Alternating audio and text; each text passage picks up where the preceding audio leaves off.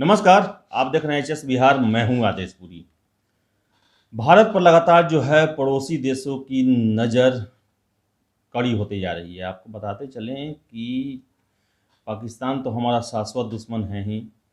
चीन, जिससे मित्रता की बहुत कोशिश की गई, 62 में युद्ध भी हुआ दोनों देशों के बीच में। उसके बाद बहुत संबंधों में उतार चढ़ाव आते रहा। अभी जो वर्तमान प्रधानमंत्री हैं, इन्होंने काफ़ी कोशिश की कि चीन से हमारे संबंध जो हैं वो सहज हों। लेकिन इन सब के बीच में हमारा एक परम मित्र, जो कि सदियों से हमारी उनके साथ रोटी बेटी का संबंध है, उनके द्वारा कुछ ऐसी गतिविधियां की जा रही हैं, सीमाओं पर कुछ ऐसे काम किए जा रहे हैं जो कि काफ़ी असहज है। और बॉर्डर पर रहने वाले लोग और सरकार के लोग दोनों ये अचरज में है और काफ़ी समझ नहीं पा रहे हैं आखिर कि नेपाल ऐसे काम क्यों कर रहा है। अभी कुछ दिनों पहले ही नेपाल ने जो 3 जगह थी, जो लिपू लेक, धारचूला और काला पानी, इन्हें अपने देश में शामिल कर दिया। इसके लिए उन्होंने अपने राष्ट्रीय पंचायत में संविधान संशोधन भी किए। तो वही कुछ दिनों पहले ही खबर चला था कि सीतामढ़ी से सटे बॉर्डर पे 4 भारतीयों को नेपाली सीमा प्रहरी के जवान खींच कर ले गए, जिनमें और लगभग कितने राउंड फायरिंग भी किए, जिनमें एक भारतीय की मौत भी हो गई। इन सब के बीच कुछ दिन पहले खबर आया कि पूर्वी चंपारण के लाल बकिया जो नदी है, उस पर तटबंध बन रहा था, जिसके उत्तरी छोर पर नेपाल ने ऑब्जेक्शन लगा दिया और ये कहा कि वो उनका इलाका है। इसके साथ ही साथ अब एक सबसे बड़ी एक जो खबर आ रही है, जो आज तक किसी भी भारतीय जो कि नेपाल को जानता है, जो नेपाल गया है या फिर उसके सीमावर्ती क्षेत्रों में रहता है, उसे ये खबर सुन के विश्वास नहीं हुई कि नेपाल ने भारतीय सीमाओं पर अपने सैनिकों की तैनाती कर दी है। ये काफ़ी एक चिंताजनक बात है, क्योंकि आज तक ऐसे कुछ नहीं हुए भारत और नेपाल के बीच में कि सेनाएं उतारनी पड़े।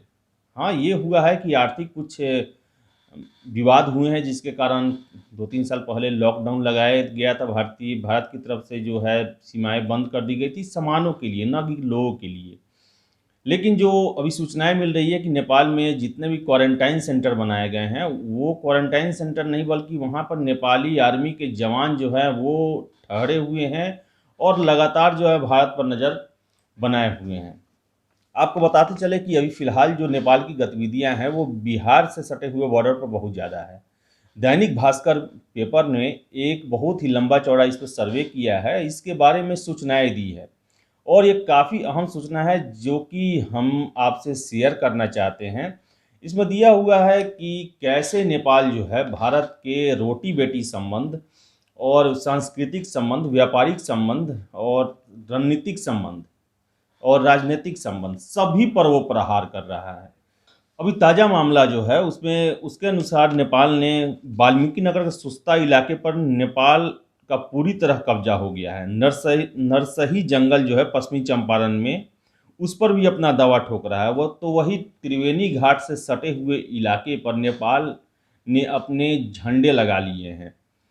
तो वही आपको बताया चले कि नेपाल में जो कस्टम के जो सेंटर होते हैं, कस्टम चेक पॉइंट्स होते हैं, उन्हें भंसार कहा जाता है। सुपौल, मधुबनी में किससे सटे जो भंसार हैं, वहाँ पर सेना की गतिविधियाँ ज़्यादा देखी गई है। तो वही जितने भी चेक पोस्ट हैं भारत और नेपाल के बीच में, उसके 100-100 मीटर की दूरी पर जवान तैनात कर दिए गए हैं नेपाल के द्वारा। तो वही सीतामढ़ी से भिट्ठामोड़ रोड में एक अप्रोच रोड पर के निर्माण पर एक गांव के पास नेपाल ने ऑब्जेक्शन लगाए हैं। तो वही आपको बताते चलें कि पहली बार जो है भारतीय और नेपाली सेना सीमाओं के बीच में सेना लगाया गया है, जो कि काफ़ी चिंता का विषय है। लोग इसे नहीं समझ पा रहे हैं बॉर्डर के कि ऐसी क्या भाई बात हो गई जिसके कारण नेपाल इतना भारत से दूरी बना रहा है। तो चलिए इसकी बात करते हैं कि आखिर नेपाल ऐसी दूरी क्यों बना रहा है। 2008 में नेपाल में जो माओवादी आंदोलन पहले से चल रहा था, उसकी जीत हुई और एकमात्र हिंदू राष्ट्र नेपाल, जहां पर राजशाही थी, उसका खात्मा हुआ और लोकतंत्र की स्थापना हुई और कम्युनिस्ट पार्टी ने वहां सरकार बनाया। अभी जो केपी ओली की सरकार है वो कम्युनिस्ट सरकार है और इस पर जो है चीन का ज़्यादा प्रभाव है और ये भारत से ज़्यादा नज़दीकी चीन के साथ देखती है। ऐसे में इसने जब कोरोना को लेकर चीन पर उँगलियाँ उठी और चीन ने ध्यान भटकाने के लिए भारत के साथ जो सीमा स्तर पर है संबंधों में तनाव पैदा किया, तो चीन के तरफ से नेपाल भी भारत को परेशानी देने का काम कर रहा है। आपको बताते चलें कि इसके खिलाफ जो मधेसी हैं, जो तराई इलाके में जो रहते हैं, जिनका सबसे ज़्यादा संबंध भारतीयों से हैं और वो कभी नहीं चाहते हैं कि भारत और नेपाल के बीच में संबंध खराब हो, वो लगातार नेपाली सरकार पर दबाव बना रहे हैं और वहाँ पर गो चाइना गो का नारा लग रहा है। तो वही केपी जो ओली की सरकार है, उन्हें चीन के चंगुल में न फंसने की हिदायत दी जा रही है। आपको बताते चले इसके अलावा नेपाल ने एक अपने राष्ट्रीय पंचायत में एक ऐसा कानून पास किया है जिसमें पहले था कि अगर किसी भारतीय लड़की की शादी नेपाल में होती है तो शादी होते ही उसे नेपाल की नागरिकता मिल जाती थी। ऐसा ही भारत में भी है कि अगर नेपाली लड़की की शादी भारत में होती है तो उसे तुरंत भारतीय नागरिकता मिल जाती है। लेकिन नेपाल ने इसमें फेरबदल करते हुए कहा है कि अब उन्हें 7 साल बाद नेपाली नागरिकता मिलेगा, जिसके कारण जो रिपोर्ट है उसमें दिया हुआ है कितने लोगों ने नेपाल में शादी करने से मना कर दिया है। तो जो ये कम्युनिस्ट सरकार है वो भारत और जो नेपाल के बीच में रोटी बेटी का संबंध है उसे खत्म करना चाहता है और उसे पूरी तरह से भारत से अलग करना चाहता है। जो सदियों का सांस्कृतिक मेल मिलाप है उसे खत्म करने की कोशिश की जा रही है। हालांकि लोगों का कहना है कि जो सदियों से चला आ रहा है वो इतनी जल्दी खत्म होने वाला नहीं है।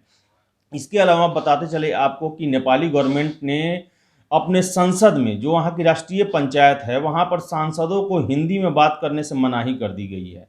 मीन्स कहने का मतलब है कि जो कम्युनिस्ट सरकार है वो लगातार ऐसे फैसले ले रहा है जिससे भारत का जो संबंध है वो संबंध जो है नेपाल के साथ खत्म हो जाए।